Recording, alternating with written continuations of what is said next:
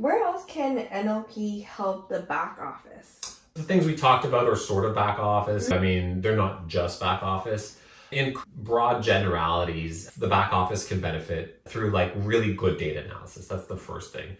So people don't yet think of documents as data. They think of, like the bits and bytes in applications or whatever you generate on like TikTok or Instagram. Those are data, but really like your documents have a wonderful amount of data in them and they have patterns and trends. So you can start to understand those right down to, resumes, invoices, even let's say like loan applications. That's a big one because you have to make a informed decision on whether or not to proceed with a loan, which could be several hundreds of thousands or millions of dollars to an individual or a business. So you want to have the ability to not be tired and mess up on something that's that important. And NLP can help basically take the guesswork out of those. It helps in breaking down like really complex problems. So like we talked about the accounting stuff and the way that contracts and invoices can be on-side and off-side. Those are complex problems that accountants get paid very well for, and your systems can help those accountants reduce the time that they're basically reading through rules to understand whether you've met them.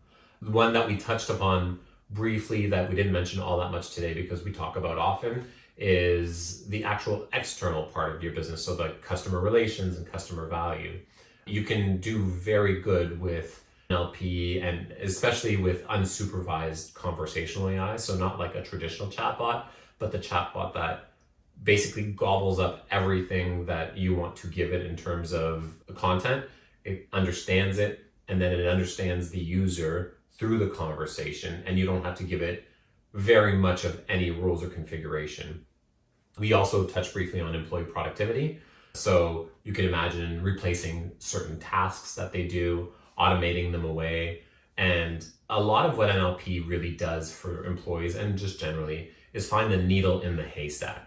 So, you might be looking for one we've all seen like those legal and law shows like Law and Order or whatever, where interns are doing discovery and it takes like 3 weeks for them to find that one document, that one piece of proof that says like the company, whatever, did something bad. Imagine doing that in like minutes because you have all of that in a version of an NLP AI brain.